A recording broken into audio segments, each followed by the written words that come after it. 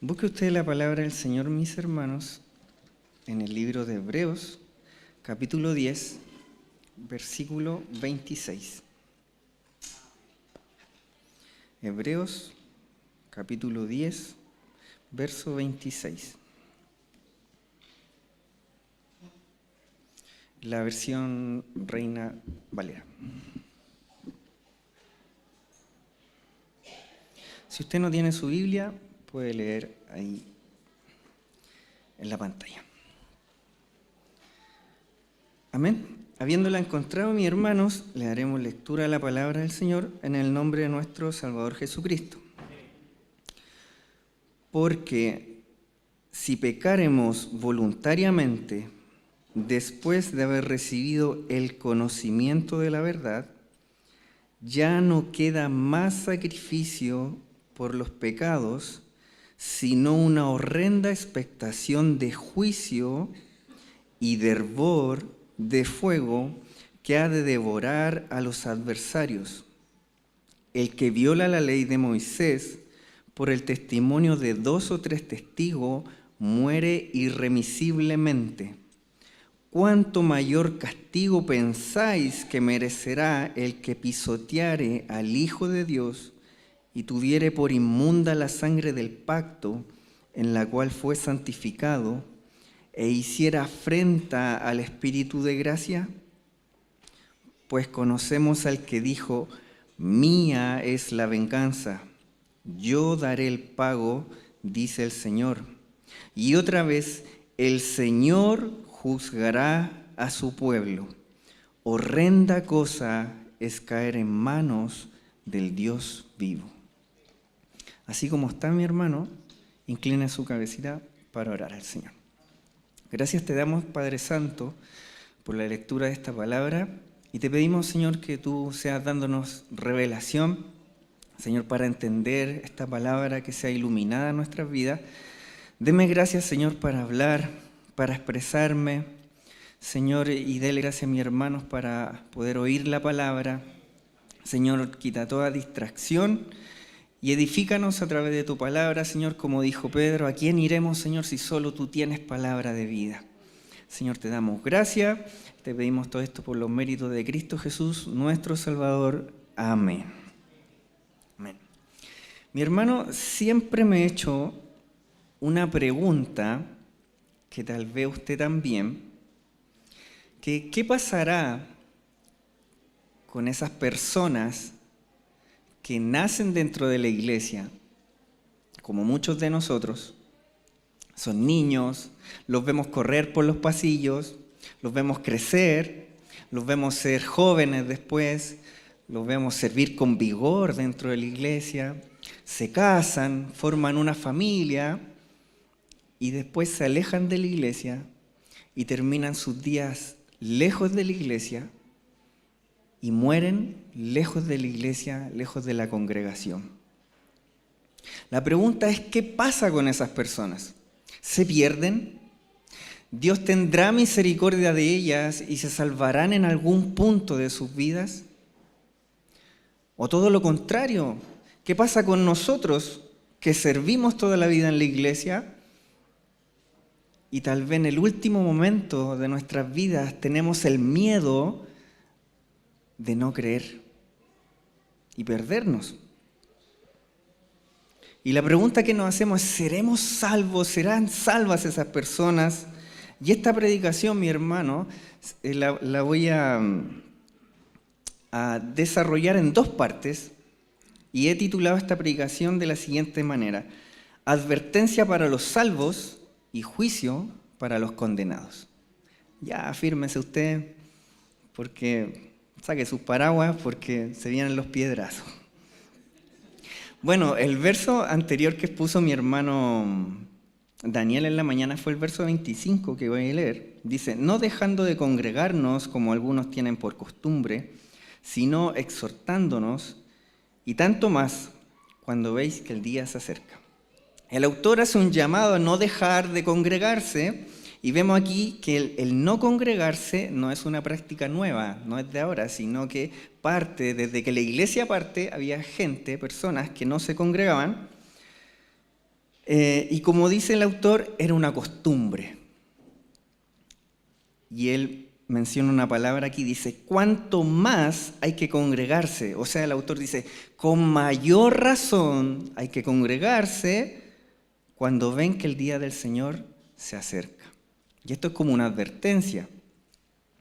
Y en estos versos, mi hermano, el autor hace un paréntesis desde el verso 26 que leímos hasta el verso 39, es un paréntesis. Y lo primero que hay que analizar de este verso 26, si mi hermano lo puede poner en pantalla y si lo puede dejar ahí, por favor. El autor menciona la frase, porque si pecáramos voluntariamente, y vamos a parar ahí. Porque el autor menciona el pecado voluntario. ¿Qué es el pecado voluntario? Porque si no entendemos lo que es el pecado voluntario, no podemos avanzar a lo que el autor quiere decir. Podríamos deducir por el nombre que el pecado voluntario es el deseo que sentimos en nuestra carne de pecar, ¿cierto? Voluntariamente, porque nadie nos obliga a pecar, ¿cierto? Todos pecamos voluntariamente. Satanás no viene y nos pone una pistola en la cabeza, nos obliga. No, nosotros accedimos gustosamente a pecar. Y solo por nuestros propios deseos internos de mi carne. Pero este pecado voluntario, mi hermano, no es cualquier pecado. No es como robar, como mentir, o como adulterar, lo que son llamados pecados de debilidad. Tal vez algunos de ustedes tiene tendencia a mentir. Y eso es una debilidad. Y lucha con eso. Son pecados que estamos luchando constantemente, pecados que nos afligen, que caímos en ellos. Lo que llamamos también pecados remanentes, que están en nosotros y luchamos con ellos y tenemos una guerra espiritual, como dice Pablo, la carne contra el espíritu que se oponen entre sí. Y a través del Espíritu Santo, esos pecados se van subyugando.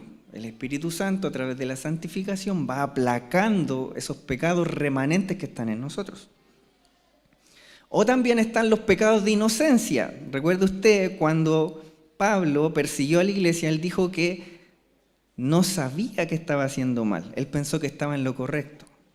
Y esos son pecados que cometemos sin entendimiento cuando no nos llega la información.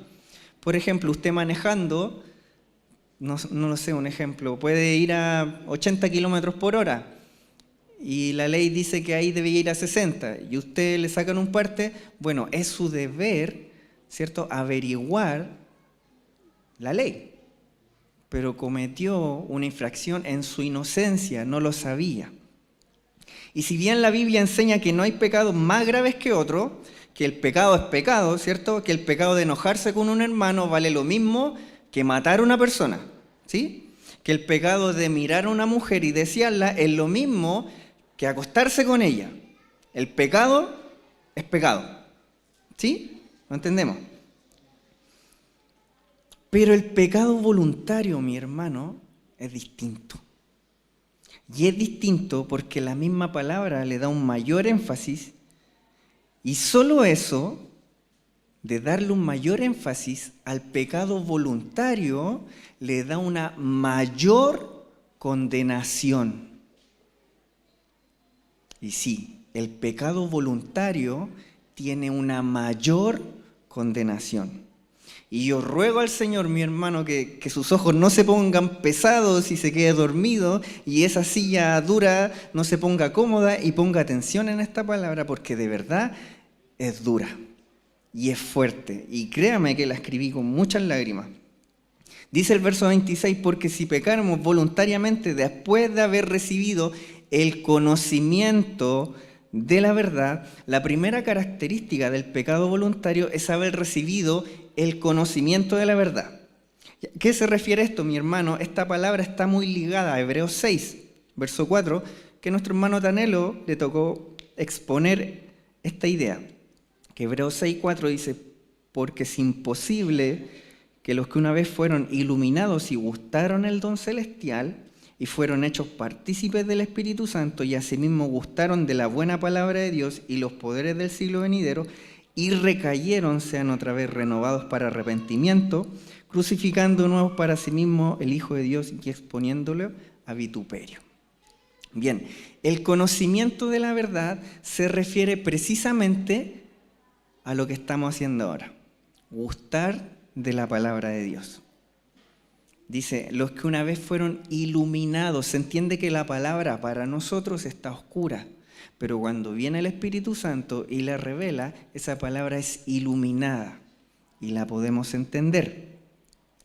Pero, R.C. Sproul decía, para algunos la palabra queda iluminada parcialmente. Reciben una iluminación, pero esa iluminación es parcial.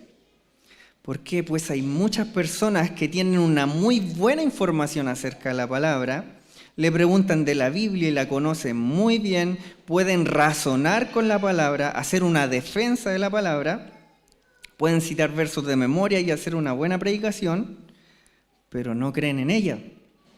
Y esto es lo que el autor se refiere, los que reciben el conocimiento de la verdad.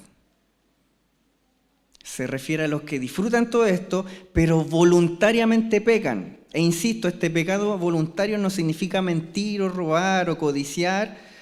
No se refiere a la lucha que tenemos con nuestra carne o con los pecados que están en nosotros, sino que se refiere a disfrutar de todo esto, de lo que da la iglesia, la iluminación de la palabra, los sacramentos de la iglesia, la Santa Cena, los bautismos, la alabanza, pero voluntariamente deciden no creer en ello y rechazarlo. Y es más, se rebelan contra eso. Tal vez usted podrá decir, ¿cómo es posible que una persona vaya a la iglesia y no crea en eso? Y se rebele contra eso. ¿Se puede estar en la iglesia, escuchar la palabra y no creer en ella? Sí. Y el autor lo dice acá. Y esto, mi hermano, es lo que en una simple palabra podríamos decir que la Biblia los llama los apóstatas. Y si bien la palabra apóstata no aparece en este trozo que leímos, el concepto de apóstata sí aparece. Y apostasía es una palabra en griego que significa afistemi y significa sublevarse, desistir, desertar, apartarse y abandonar. ¿Y a qué se refiere el autor con esto? Y lo voy a aplicar inmediatamente, mi hermano. Se refiere a personas que están dentro de la iglesia, que disfrutan las predicaciones, que disfrutan las alabanzas, disfrutan de la adoración, disfrutan de la oración, disfrutan de los milagros, que disfrutan de la comunión y la hermandad y los beneficios de la iglesia, pero no creen en Dios ni en la obra de su Hijo Jesucristo. John MacArthur diría, todo apóstata es un incrédulo, pero no todo incrédulo es un apóstata. ¿Por qué dice esto? Porque todo apóstata decide voluntariamente no creer. Es un incrédulo porque ellos reciben la palabra, le llega la información como usted en este momento le llega la información, pero un apóstata decide no creer en ella, la rechaza y lo hace voluntariamente. Pero un incrédulo a quien no le ha llegado el mensaje y no cree en Dios, no es apóstata porque no le ha llegado el mensaje, no lo puede rechazar. Entonces, y este es el peligro, mi hermano, que solamente los que están dentro del grupo de la iglesia pueden apostatar. Y eso es lo terrible. Porque la apostasía o la negación es la renuncia voluntaria de la fe. Voluntariamente rechazan el sacrificio de Cristo, aún teniendo toda la información al respecto. Por lo tanto, esto se refiere al autor con pecado voluntario. Cuando el incrédulo escucha el Evangelio, solo hay dos respuestas posibles. O cree y se salva, o no cree y se vuelve apóstata. Porque el mensaje llegó. Cuando se presenta el Evangelio, se presenta la verdad y gustan de ella, pero voluntariamente deciden rechazarla. Y esto pasa dentro de la iglesia, mi hermano. Personas que pueden llevar años dentro de la iglesia, nacidas dentro de la iglesia, pero que en algún momento de sus vidas manifiestan que verdaderamente no pertenecían a la iglesia verdadera o a la iglesia visible. Y quiero aclarar algo con iglesia visible e iglesia invisible. La iglesia visible somos todos nosotros, los que podemos ver, los que participamos del culto. Pero la iglesia invisible es el verdadero cuerpo de Cristo y son solamente los salvos. Por lo tanto, podemos participar en la iglesia visible, pero no sabemos quién es parte de la iglesia invisible, que es la verdadera iglesia de Cristo. Juan, en 1 Juan 2:19 dice, salieron de nosotros, pero no eran de nosotros. Porque si hubiesen sido de nosotros, habrían permanecido con nosotros, pero salieron para que se manifestase que no todos son de nosotros. Juan se refiere a esta señal de la apostasía, que las personas no permanecen en la iglesia visible. Como decía el verso 25, mi hermano Daniel en la mañana, que dejan de congregarse. Y una de las manifestaciones de la apostasía es dejar de congregarse. Juan dice, salieron de nosotros porque no eran de nosotros. En algún momento un apóstata reniega voluntariamente del evangelio. Nadie los obliga a salir, nadie los echa, nadie los expulsa. Es una acción voluntaria. Y todos conocemos un apóstata, mi hermano. Esa persona que dice, bueno, como decía mi hermano Daniel en la mañana, yo creo en Dios, pero no creo en la iglesia. Yo creo en Dios, pero no creo en la Biblia. Yo creo en Dios, pero a mi manera. My way, a mi manera. De eso hay mucho. Que toman el evangelio y lo moldan a su manera. Así, no, es que yo siento que Dios está satisfecho conmigo. Yo dejé ir a la iglesia porque discutí con un hermano, o porque un hermano me defraudó, o porque el pastor me defraudó. Dejé de ir a la iglesia porque no me gustaba la música. ¿Le cuento una infidencia? Bueno, usted me ve ahí tocando.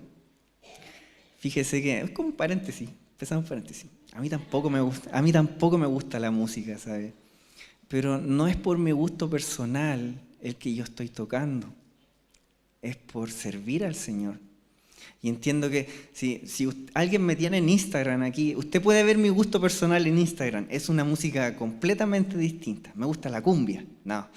Me gusta una música más progresiva, más harta nota, harta cosa.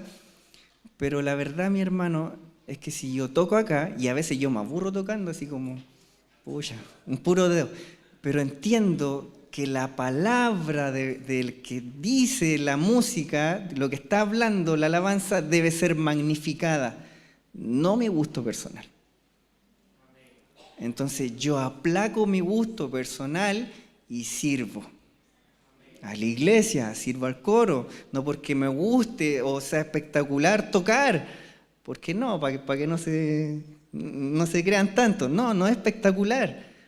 Pero hacemos una obra para el servicio del Señor. Cierro paréntesis. Entonces,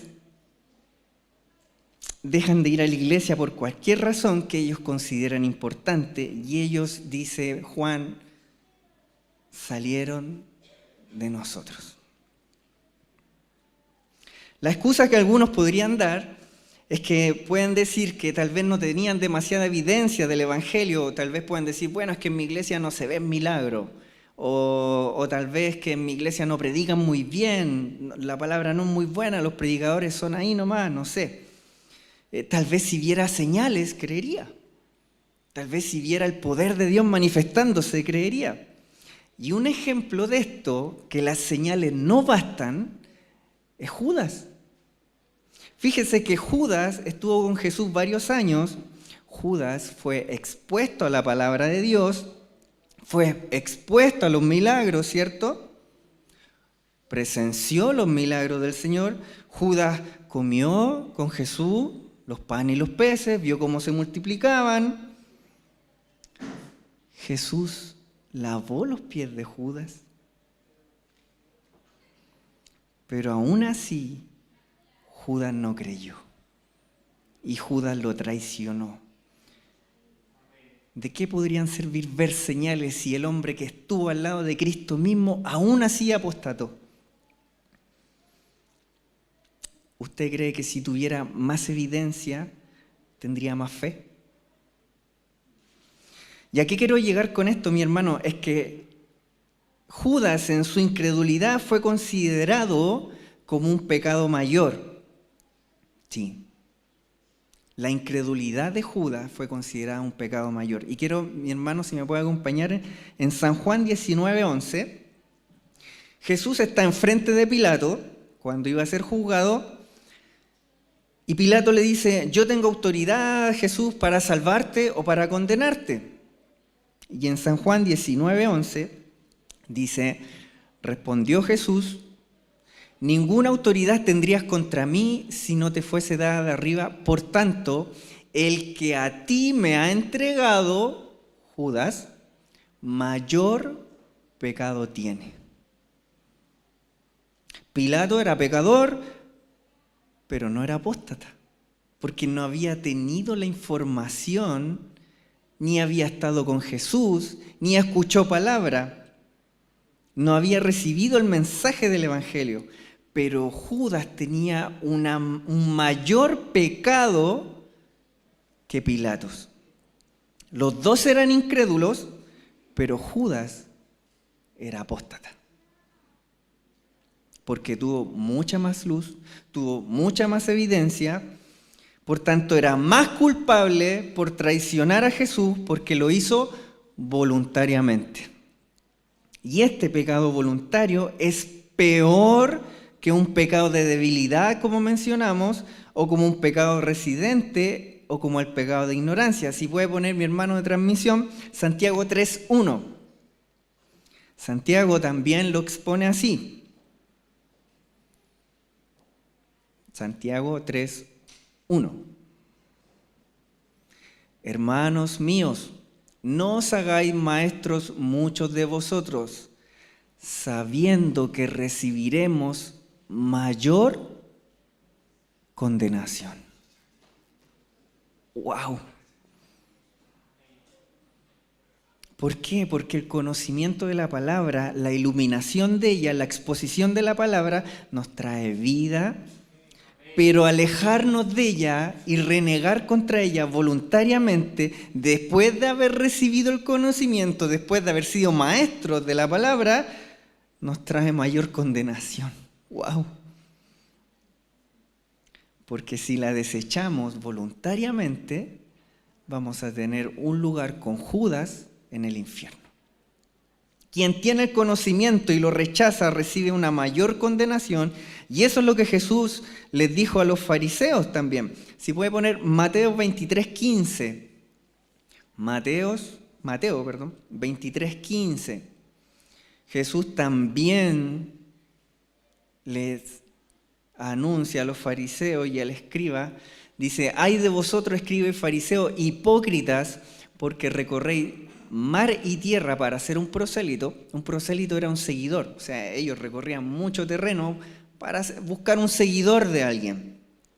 Y una vez hecho, le hacéis 2 veces más hijos del infierno que vosotros. O sea, los escribas y los fariseos tenían la información, tenían la palabra, estaban apostatando porque ellos tenían todo el conocimiento disponible, pero no creyeron en Cristo y en su obra. Por tanto, recibieron una mayor condenación. O sea, los fariseos tenían una mayor condenación,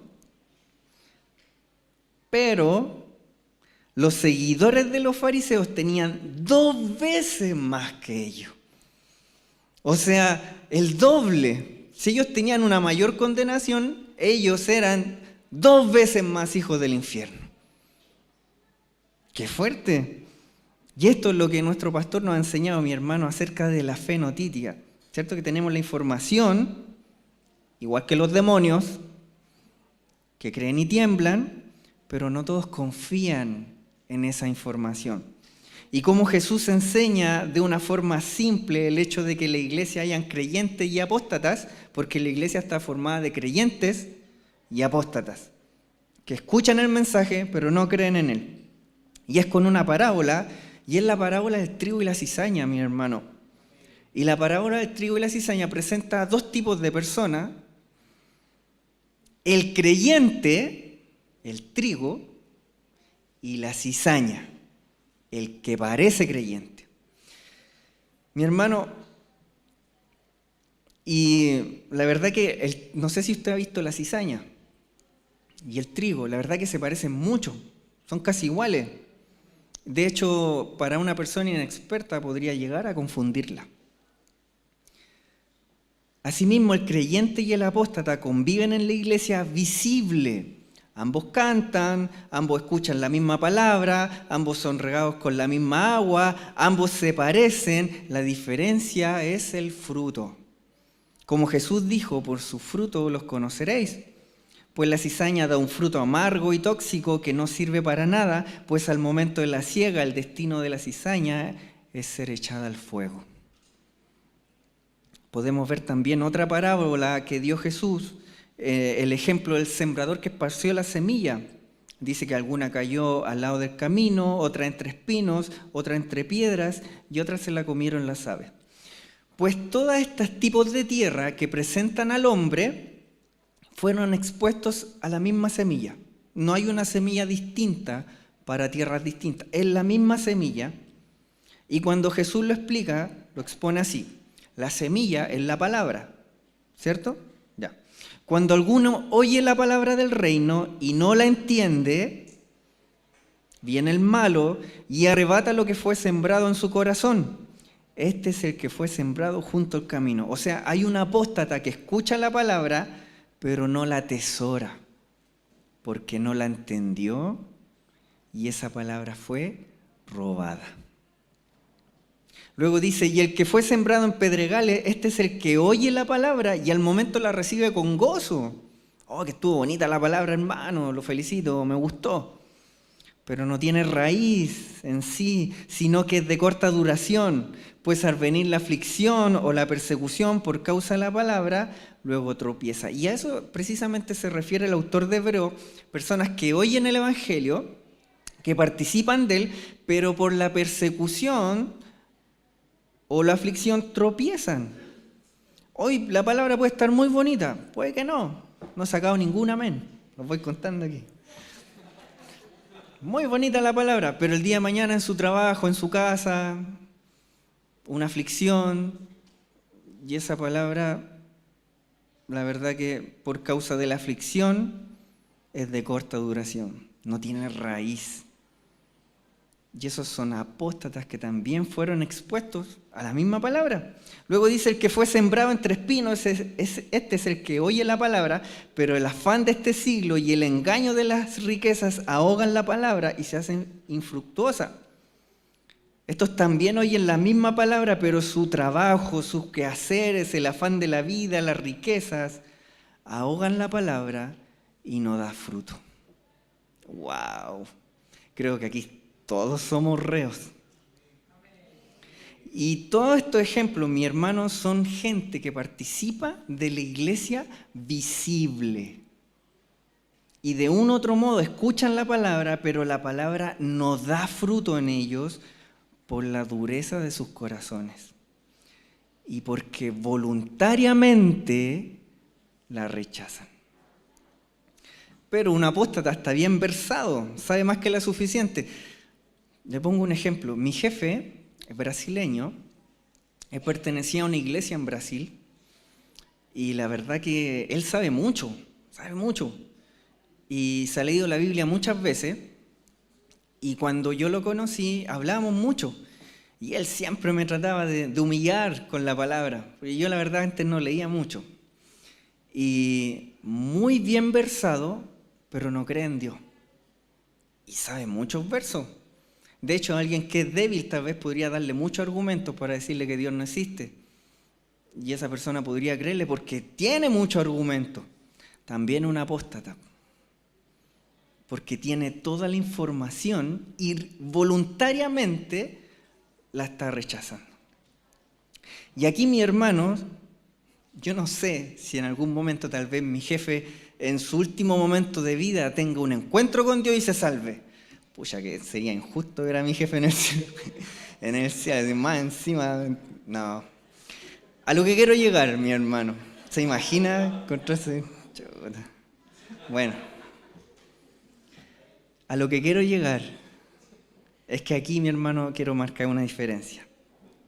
Puede que un verdadero creyente que es salvo se aparte de la iglesia, caiga en pecado y pierda su intimidad con Dios, pero a menos que Dios lo discipline y éste se vuelva al camino de Dios, aunque sea en el último minuto de su vida, éste no se perderá. Este creyente en su camino perderá el gozo y las bendiciones, pero no su salvación. Pues como dice su palabra, si fuéramos infieles, Él permanece fiel. ¡Wow! O sea, el cristiano puede volverse débil en la fe y desobediente, pero eso no es apostasía. Porque no está renegando contra Dios, ni contra su obra, solamente se apartó. Pero hay otro tipo de persona que puede pasar su vida completa en la iglesia, y le pongo el caso cercano de un familiar. Esta persona pasó toda la vida en la iglesia, jefe de coro, sirvió en la iglesia, fue muy importante dentro del círculo de la iglesia, pero los últimos 15 años de su vida comenzó a alejarse. ¿Cómo? Primero, dejando de congregarse. Luego, creyendo otras enseñanzas. Luego se refería a Dios como una fuerza. No hablaba de Dios como alguien, sino como algo. Y luego, desconfiando de su palabra. Y esta persona terminó sus días lejos de Dios. La pregunta, y uno lo dice con dolor, porque un familiar, ¿habrá sido salva? Yo espero que sí. Y a lo que quiero llegar con esto, mi hermano, es que nosotros no tenemos la capacidad para identificar a un verdadero cristiano y a un apóstata. Jesús dijo, sí, por sus frutos los podéis conocer, pero ¿cómo sabe usted si yo en el último minuto de mi vida rechazo a Dios y nunca fui salvo? Y estar en la iglesia y predicar fue un proceso. ¿O cómo sé yo que alguien que anda ahí, de los curaditos que andan en la esquina, el último momento de su vida se convierte y Dios lo salva? ¿Injusto? No. ¿Cómo saber si esa persona en el último momento de su vida Dios lo salva?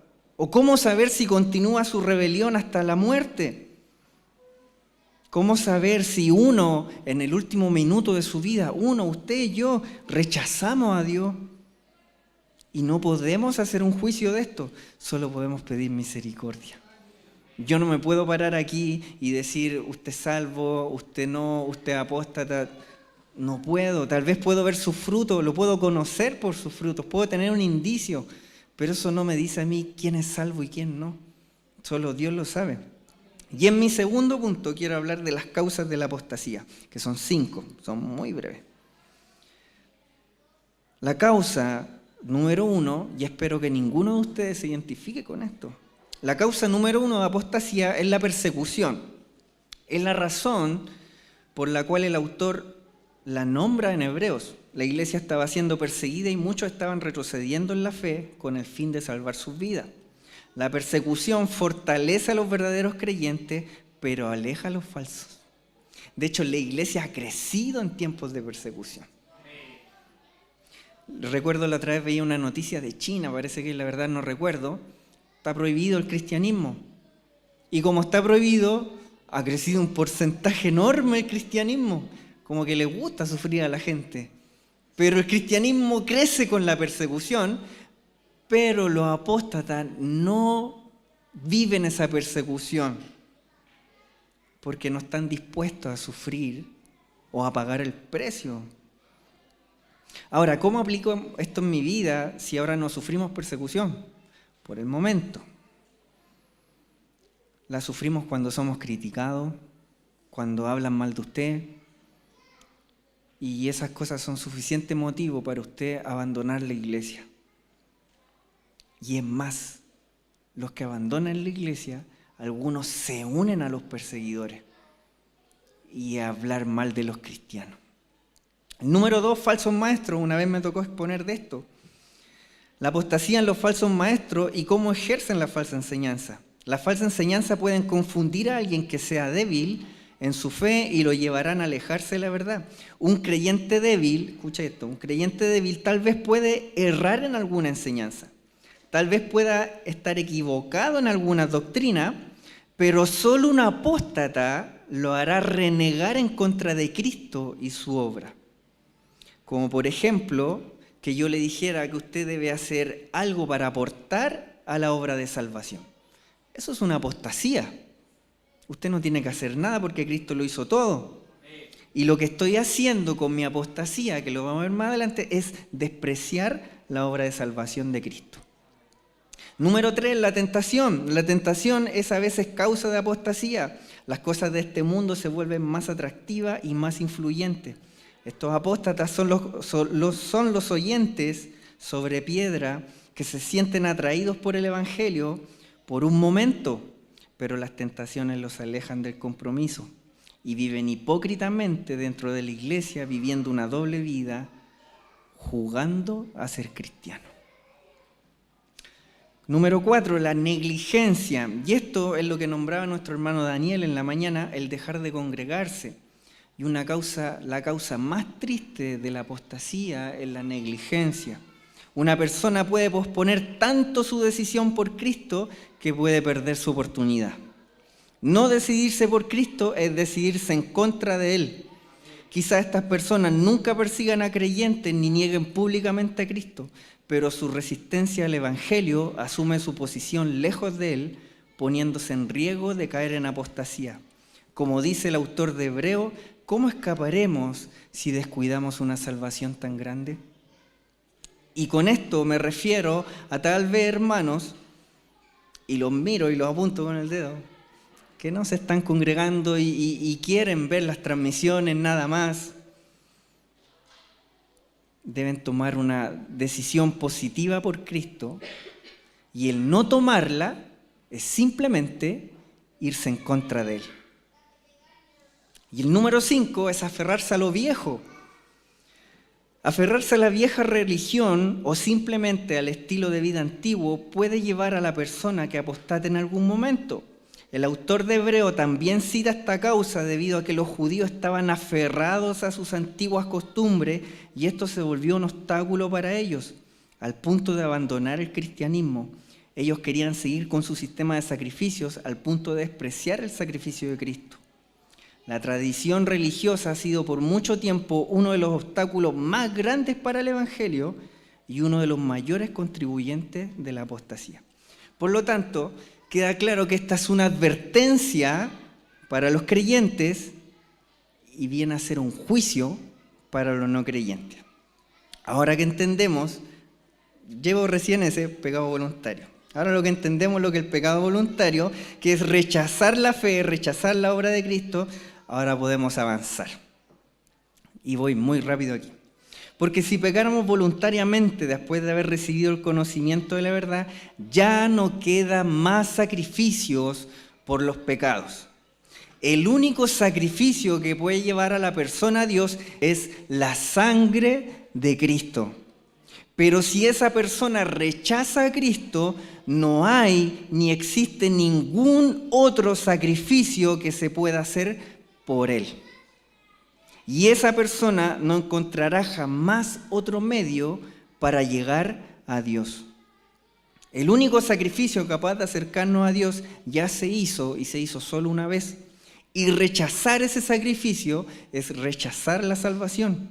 Rechazar ese sacrificio, el de Cristo, es rechazar voluntariamente a Dios. No hay otro medio para llegar a Dios. Cristo es el único camino al Padre. Si tú quieres llegar a Dios por medio de tus obras, por medio de tu esfuerzo, claramente llegarás ante Dios. Pero Él te va a juzgar por tus obras y te aseguro que será para condenación. El único camino, como decía nuestro hermano Daniel en la mañana, es el nuevo camino que abrió Cristo a través de su sacrificio y no hay otro. Y rechazar el sacrificio de Cristo te deja sin esperanzas. Y bueno, hay que esperar. ¿Qué se puede esperar de alguien que rechaza a Cristo? Que voluntariamente decide no creer. El verso 27, por favor, mi hermano, dice: sino una horrenda expectación de juicio y de hervor de fuego que ha de devorar a los adversarios. El pago del pecado voluntario, de rechazar la obra de Cristo y del Espíritu Santo, no es nada más ni nada menos que el juicio de Dios. Y como la apostasía es el peor pecado y tendrá una mayor condenación, también tendrá un peor juicio. Y esto Dios los ve como enemigos, como adversarios, y su juicio dice que es horrendo.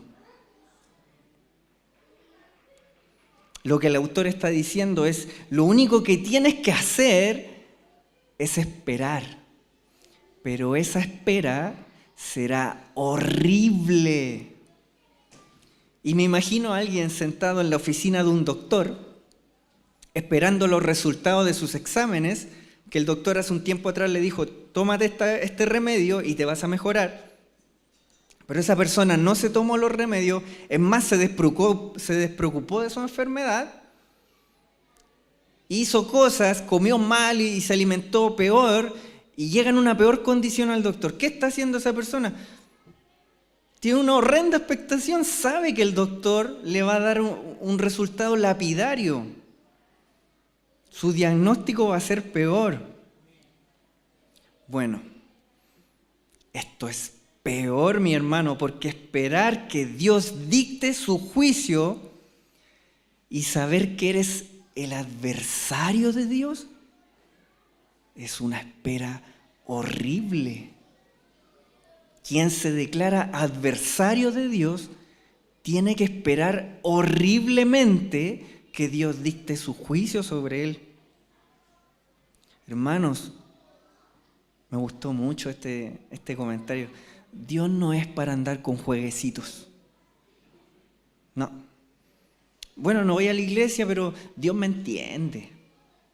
Si ahora somos una iglesia que predica de la gracia. No. Cuidado. Cuidado, mi hermano. Pues quien teniendo el conocimiento no acepta la obra de Cristo y la rechaza, la mano de Dios y su juicio está sobre él.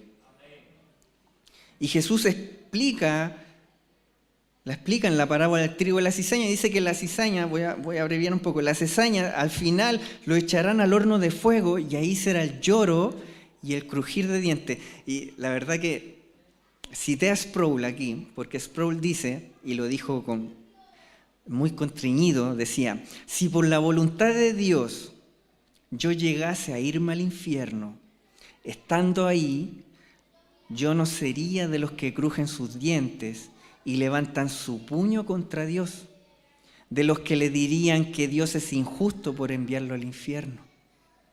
Yo sería de los que lloran, porque sería su justo juicio que me llevó ahí. ¡Qué fuerte! Y hermano, y a eso quiero apuntar hoy, es que si esta palabra no produce en ti nada, nada lo va a hacer. Alguno podría decir: bueno, si yo no soy salvo es porque Dios no quiere salvarme, si creemos en la predestinación. Y si Dios no quiere salvarme, no me va a salvar. Y Dios es injusto si no me salva, porque yo quería, pero Él no quiso. No, mi hermano, eso es orgullo, porque dice que nadie quiere ir a Dios. Dios tuvo que arrastrarnos para salvarnos porque nadie quería ir a Él. Pero puedes rogar a Dios que te salve.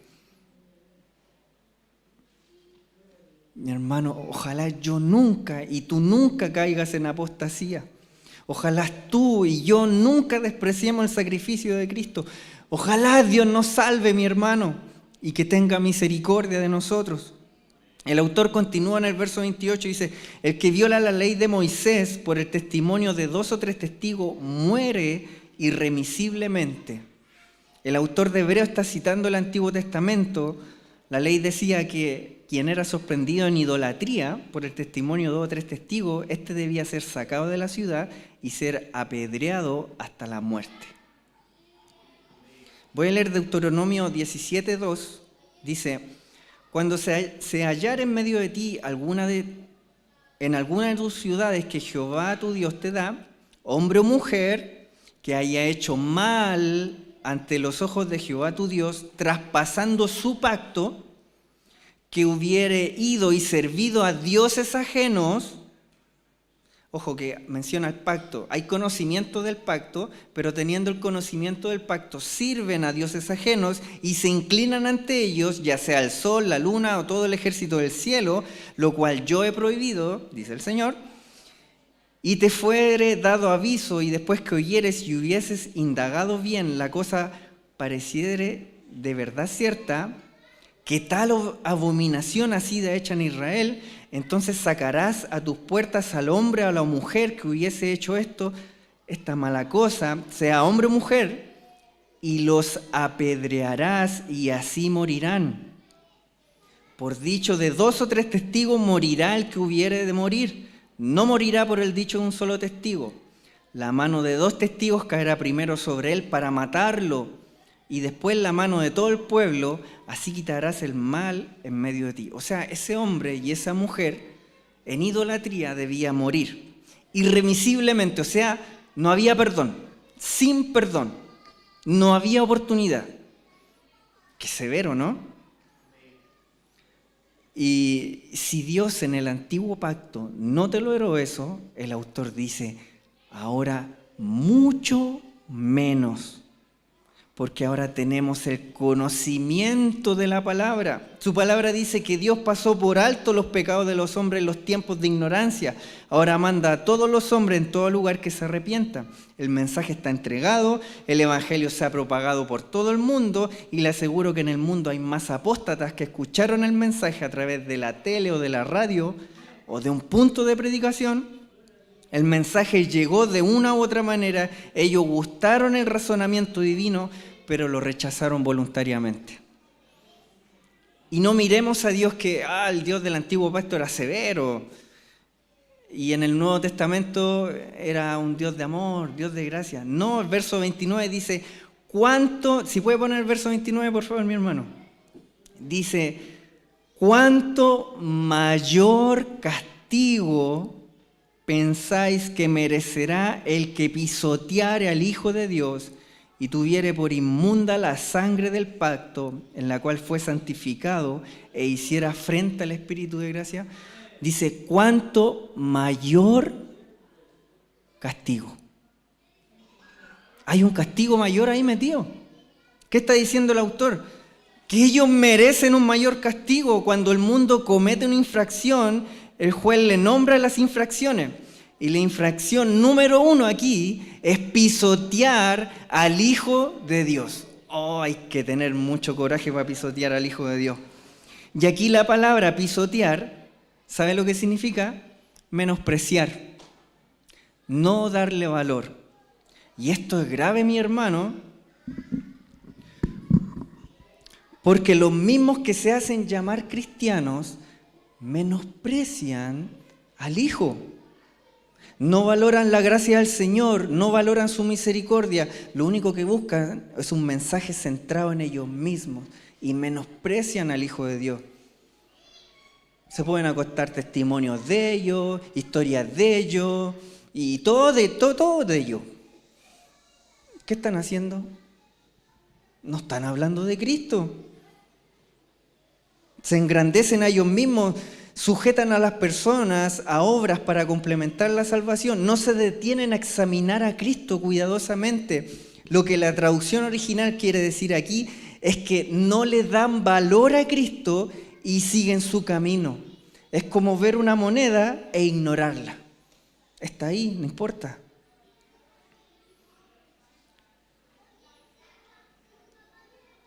Y mi hermano, y no darle valor a quien el Padre le ha dado un valor infinito, es digno de maldición y juicio. No darle valor al ser más valioso del universo, como dijo mi hermano Daniel, es una traición cósmica. Eso es ser apóstata, mi hermano. No darle valor a Cristo es despreciarlo. La segunda condena que nombra el verso 29 es quienes tienen por inmunda la sangre del pacto. Gracias al sacrificio de Cristo tenemos salvación, gracias a la sangre del Hijo de Dios, pero algunos desprecian este pacto de gracia y quieren volver a lo anterior. Los hebreos querían volver a los sacrificios y ellos, si volvían a los sacrificios, significaba que despreciaban el sacrificio de Cristo. No sé si usted ha escuchado esto, yo lo vengo escuchando desde niño, pero nunca he leído nada. Dicen que los judíos todavía quieren levantar el templo. No sé si será verdad, no lo sé, pero lo dicen.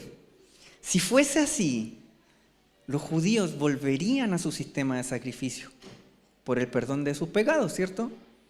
Porque esa era la función del templo. ¿Qué estarían haciendo ellos? Apostatando, menospreciando la sangre del pacto.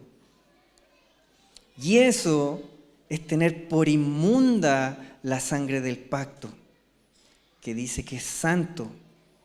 Ellos adjudican una mayor condenación. Y usted sabe que en el Antiguo Testamento se debía sacrificar al mejor cordero, al más bonito, al más gordito, al más sanito, el que no tenía ningún defecto. Habían animales que ellos no podían sacrificar porque eran inmundos, que ni los comían. Pues lo que está diciendo el autor aquí es que ustedes tienen por inmunda la sangre del pacto. O sea, creen que Cristo, la sangre de Cristo, era sangre cualquiera. Sangre inmunda de un animal cualquiera. O sea, está diciendo, para ustedes el sacrificio de Cristo es impuro, es sucio. Los apóstatas dicen que la sangre de Cristo... los apóstatas dicen que no sirve la sangre del pacto, que necesitan algo más, que necesitan tradición, que necesitan obras. Y la tercera condena que hace el verso 29 es que hacen afrenta al Espíritu de gracia. Y mis hermanos, es lo que los teólogos denominan el pecado imperdonable.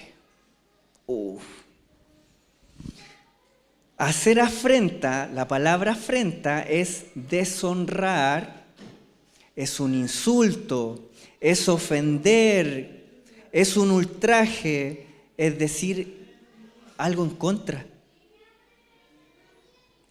Los fariseos lo hicieron y Jesús se los advirtió. Hacer afrenta al Espíritu de gracia es decir que la tradición es mejor que la gracia que da el Espíritu Santo, es decir que el Espíritu Santo no puede obrar, no puede santificar y lo ofenden por eso. Es hablar en contra de Él.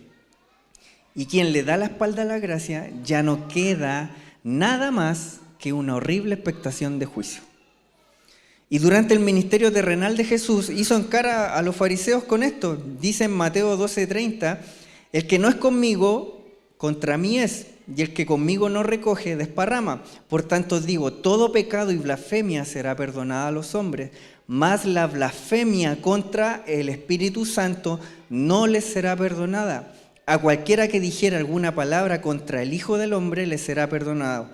Pero al que hable contra el Espíritu Santo, o sea, hacer afrenta al Espíritu Santo, no le será perdonado ni en este siglo ni en el venidero. Quien hable en contra del Espíritu Santo no se le perdonará nunca. Y hablar en contra de Él es ir en contra de su obra. Por eso Jesús dice, el que no es conmigo es contra mí. Aquí no hay posiciones neutras, mi hermano. Si usted no está con Cristo, Usted no está así como, bueno, yo no me quiero meter con nadie. Jesús lo dice, el que no está conmigo está contra mí. Punto. Y eso es afrentar al Espíritu Santo. Y el autor, aquí en el verso 30, el autor menciona algo que me recuerda a Oseas 4:6, que dice, mi pueblo fue destruido por falta de conocimiento. Y el problema, mi hermano, es que nos enfrentamos a muchos apóstatas que cometen este pecado imperdonable y voluntario por falta de conocimiento. El verso 30 dice, pues conocemos, o sea, hay un conocimiento previo, porque el autor está citando el Salmo de Moisés, dice, pues conocemos al que dijo, mía es la venganza, yo daré el pago, dice el Señor, y otra vez el Señor juzgará a su pueblo. Y a lo que quiero llegar, mi hermano, es que si leyéramos más la Biblia, estaríamos más advertidos, tendríamos más conocimiento de lo que ofende a Dios. Pero ahora usted está siendo advertido. Y esta porción que cita el autor es donde Moisés advierte a su pueblo que no se aleje de Dios, porque de Dios es la venganza. Y si bien el hombre puede muchas veces tomar la venganza en su mano y pagarle a otro hombre conforme a lo que hizo, el hombre aplica la venganza con ira. Pero la venganza no le pertenece al hombre. La venganza no le pertenece al hombre, porque el Señor dice, mía es la venganza. Yo daré el pago. ¡Qué terrible! Dios mismo se está haciendo responsable de juzgar a quienes han despreciado el Evangelio y abandonado la comunidad de la fe. Dios está diciendo, yo les voy a retribuir y esa retribución será mi venganza, el desquite de Dios. La venganza es un acto de Dios justo y santo que responde al pecado de la persona. Qué cosa más tremenda es que Dios le diga a alguien que Él se va a vengar. Muchos tenemos miedo de esa palabra. Cuando nos amenazan, ¿qué pasa? ¿Qué? ¿Me estáis amenazando? Pero nos da un poco de susto, ¿cierto? Hay una venganza de por medio y andamos como urgidos. No sé qué palabra elegir. Urgidos, así, preocupados. Imagínense si Dios le dice, me voy a vengar de ti. ¿Dónde nos metemos? ¿Dónde nos escondemos? Como dice su palabra, que los montes nos cubran. Aún así no podemos huir.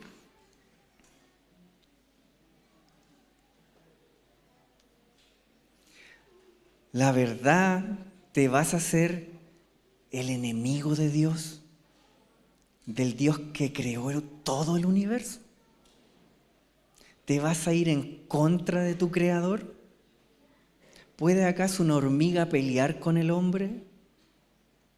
¿Quién te crees tú?, le dijo Dios a Job. ¿Dónde estabas tú cuando yo creé todo? Y el último verso dice, el 31, horrenda cosa es caer en manos del Dios vivo. Y esta palabra horrenda se traduce originalmente como terroríficamente, que quiere decir un miedo intenso. ¿Alguien tiene alguna fobia acá? Bueno, si alguien la tiene, yo le tengo fobia a las cosas grandes. Tengo gigantofobia y me asusto. Yo me paro al lado de un barco y me desmayo, o al lado de una roca muy grande, me dan susto esas cosas.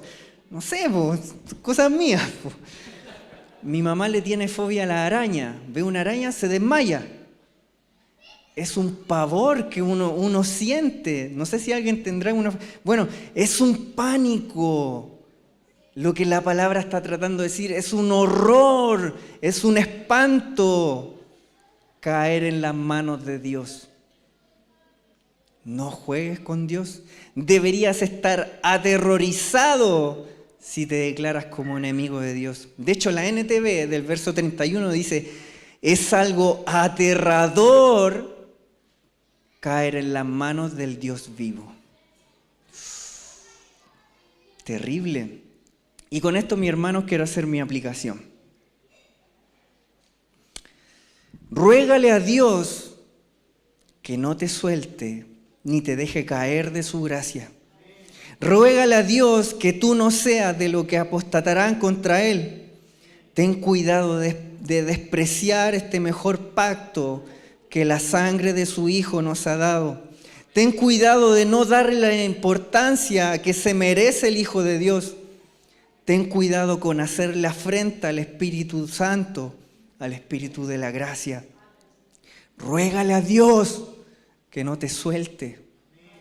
Ruégale a Dios que no te alejes de Él. Y mi mayor clamor, mi hermano, y de verdad yo lloraba escribiendo esto, mi mayor clamor, mi hermano, es con los jóvenes y con las señoritas. Y expongo esto para ustedes, joven y señorita, tú que has estado expuesto al conocimiento de la palabra y disfrutas de la comunión de la iglesia, teme por tu vida, teme por el juicio de Dios, teme por la venganza de Dios, teme por esa mayor condenación que te tocará si no corres a los pies de Cristo y no valoras su sacrificio. En esta hora, tú eres responsable y si lo rechazas, lo harás voluntariamente. Tú que te expones a la palabra de Dios y sales al mundo y las tentaciones te roban la palabra, el pecado te asfixia y prefieres los placeres porque tu corazón está endurecido, te lo digo con amor y dolor, corre a Jesús. Él es el único que te puede salvar. Que Dios te libre de ser un joven apóstata que reniega la palabra de verdad. Y a ti, mi hermano adulto, que estás en la iglesia y que llevas años en ella, ten cuidado. No te engañes a ti mismo.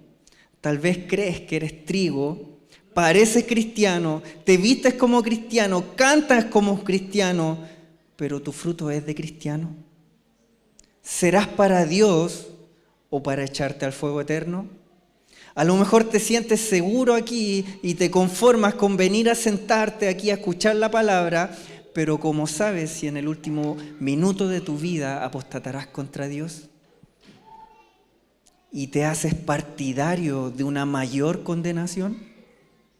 Mi mayor temor y mi mayor ruego es que ojalá todos los que estemos aquí seamos todos salvos.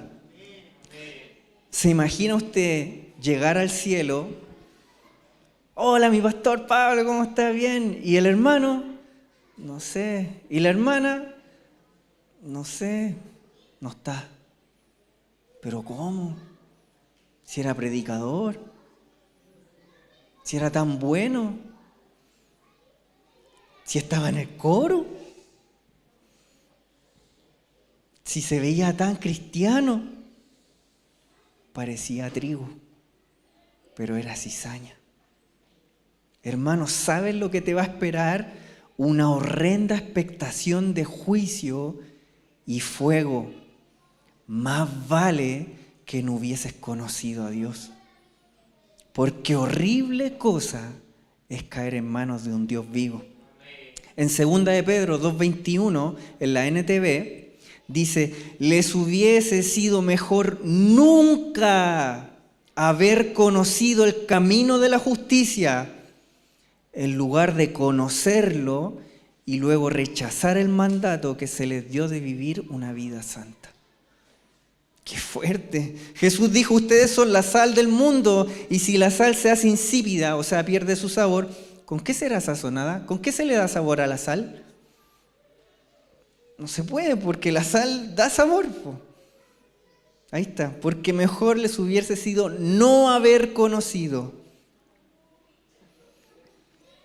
Para lo único que sirve esa sal es para echarla fuera. Y la palabra insípida aquí se traduce como moraino, que significa hacerse ingenuo. O, discúlpeme usted la palabra que voy a ocupar, pero estaba en el diccionario, hacerse el tonto. O perder el saber, algo voluntariamente. Y si tú eres llamado a ser sal, ¿Estás siendo sal para el mundo? ¿O perdiste tu sabor? ¿Te estás haciendo ingenuo voluntariamente?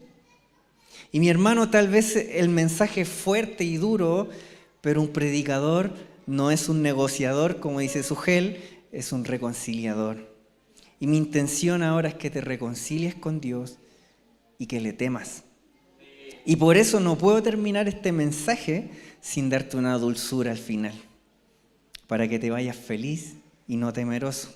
Lo último que te puedo decir es que te aferres a la cruz, ruégale a Dios que te sustente, que te sostenga, que te cubra, porque si tú en este momento no eres del grupo de los apóstatas, es por pura misericordia de Dios, es porque Él te guarda y te preserva, porque si fuese por nosotros, todos apostataríamos, todos nos alejaríamos de Dios.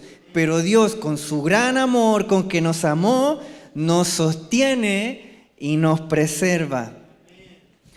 Pues Dios ha decidido preservarte por amor a su nombre, por amor a su Hijo y por amor a sus escogidos. Debemos reconocer, mi hermano, que si fuese por nuestra fuerza, no estaríamos acá. Estaríamos blasfemando el nombre de Dios y seríamos unos incrédulos. Tal vez por algún familiar la información del Evangelio hubiese llegado a nosotros, pero nuestro perverso y orgulloso corazón no lo hubiese aceptado. Nadie busca a Dios. Él nos buscó primero. Él nos amó primero. Y cuando estábamos muertos, Él nos dijo, vive. Como cuando Él dijo, sea la luz, y la luz se hizo. O cuando Él dijo, Lázaro, sal fuera. Ruégale en este momento que Dios diga tu nombre y que puedas vivir, mi hermano. Y lo maravilloso es que no solo te llamó y se desentendió de ti.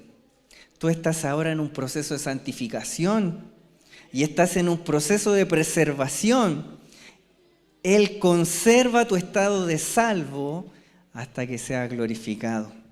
Como dice en Filipenses 1:6, estoy seguro que Dios, quien comenzó la buena obra en ustedes, la continuará hasta que quede completamente terminada el día que Cristo Jesús vuelva. Gloria a Dios por eso. Juan Calvino decía, los elegidos están fuera de peligro de apostasía o recaída final, pues el Padre que los entregó a Cristo, su Hijo, para ser preservados, mayores que todos, y Cristo promete guardarlos a todos para que ninguno de ellos perezca. Hermano, ruégale a Dios que no caigas en apostasía. Ruégale a Dios que no te alejes de Él. Y gloria a Dios porque no es por tu fuerza, es porque Dios te preserva. Charles Spurgeon decía, queridos amigos, la perseverancia no es porción de unos cuantos. No es para los laboriosos predicadores de la palabra o para los líderes consistentes de la iglesia. Es la porción común de cada creyente en la iglesia. Sin perseverancia no pueden ser salvos. Y como deben ser salvos, habrán de perseverar por medio de la gracia divina. Gloria a Dios por eso. Su palabra dice que el Señor es poderoso para hacernos estar firmes y el que está en Cristo Jesús no vendrá condenación.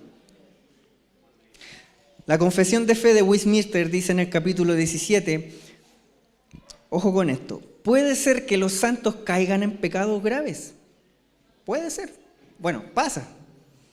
Puede ser que los santos caigan en pecados graves mediante las tentaciones de Satanás y del mundo, del predominio de la corrupción que queda aún en ellos y que por un tiempo continúen en sus graves pecados, por lo cual incurren en el desagrado de Dios y contristan su Espíritu Santo y llegan a ser en alguna medida privados de su gracia y privilegios, y sus corazones pueden endurecerse y sus conciencias pueden herirse y pueden traer juicios temporales sobre ellos mismos, pero no pueden caer total ni definitivamente del estado de gracia, sino que perseverarán en ella hasta el final y serán salvos eternamente. Esto no depende de su libre albedrío, sino de la inmutabilidad del decreto de la elección, que fluye del amor gratuito e inmutable de Dios el Padre y de la eficacia del mérito e intercesión de Cristo Jesús. Y termino con esto, mi hermano. ¿Sabes cuál fue la diferencia entre Judas y Pedro? Porque los dos anduvieron con Jesús. Los dos comieron de los panes y los peces. Los dos estuvieron en el arca, en la tempestad, cuando Jesús la calmó. Los dos estuvieron cuando Jesús caminó por el mar. Ambos vieron a Lázaro resucitar. Ambos vieron los milagros y disfrutaron de la buena palabra. Ambos caminaron por el desierto con Jesús. Ambos eran sus discípulos. Y ambos lo traicionaron. A lo mejor tú estás como Pedro ahora. No, Señor, yo jamás voy a apostatar. Jamás te negaré, igual que Pedro. Mi vida daré por ti. Pero lo negó y 3 veces. Pero ¿sabes cuál es la gran diferencia? Y esto es lo que me quiebra. ¿Sabes cuál es la gran diferencia entre Judas y Pedro, que vivieron lo mismo, estuvieron expuestos a la palabra? Es que Jesús rogó por él. Jesús rogó por él. En Lucas 22:33 dice, pero yo he rogado en oración por ti, la NTV, Simón, para que tu fe no falle, de modo que cuando te arrepientas y vuelvas a mí, fortalezcas a tus hermanos. Hermano, arrepiéntete y vuélvete a Cristo, porque Él está rogando por ti para que tu fe no falle. Nuestra perseverancia no descansa en nosotros ni en nuestras obras. Nuestro Señor ruega por nosotros, nos preserva, pero también intercede por nosotros ante el trono celestial. Jesús es el sumo sacerdote que todos los días intercede por ti y te preserva. ¡Wow! Ponte de pie, mi hermano. Y voy a terminar con este último verso, si mi hermano lo puede poner en pantalla. 2 de Timoteo 4:18. Y vamos a orar al Señor. 2 de Timoteo 4:18. Dice Pablo, y el Señor me librará de toda obra mala y me preservará para su reino celestial. A Él sea la gloria por los siglos de los siglos. Amén. Podemos estar confiados, mi hermano, en Dios, que Él nos va a preservar. Pero ruégale a Dios que no te conviertas en un apóstata. Inclina tu cabeza, mi hermano. Gracias, Padre Santo. Te damos por esta porción de tu palabra. Señor, y hemos sido reos ante ella, Padre, porque nadie está libre, Señor. Señor, ojalá que todos los que estuviéramos aquí seamos salvos, Señor. Que todos algún día podamos encontrarnos en tu reino. Pero, Señor, libra a los jóvenes, libra a las señoritas, a los débiles de la fe, Señor. Que no caigan en apostasía, que no lleguen a renegar tu nombre, Señor. Líbranos a nosotros, Señor, de irnos en contra tuya. Señor, líbranos, Padre Santo, de abandonar la fe, de abandonar la iglesia, de hablar mal de ella, de hacer afrenta al Espíritu, de tener en menos tu nombre, de tener en menos tu pacto, Señor, tu sangre. Señor, y si hemos caído en esto, perdónanos, Señor. Perdónanos, Señor, porque somos débiles, Señor. Tal vez pensamos estar firme, pero como dice tu palabra, el que piensa estar firme, el que crea estar firme, mire que no caiga, Señor. Señor, y si no hemos caído hasta ahora, es solamente porque tú nos mantienes en pie. Señor, nos sostenemos en ti y estamos aferrados a ti, a tu palabra, a tus promesas, Señor, en que tú nos vas a sostener, pero no nos sueltes, Señor. Ten misericordia de nosotros, Señor. No nos sueltes, Señor.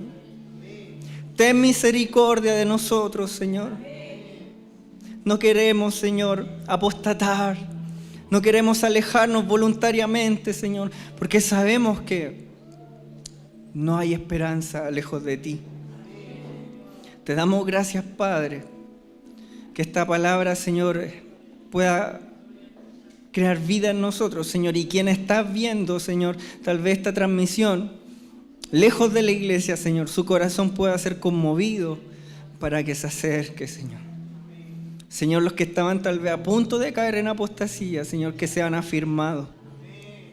Señor, y que tu poder los sostenga. Te damos gracias, Padre Santo, por tu misericordia y te rogamos todo esto por los méritos de Cristo Jesús, nuestro Salvador. Amén.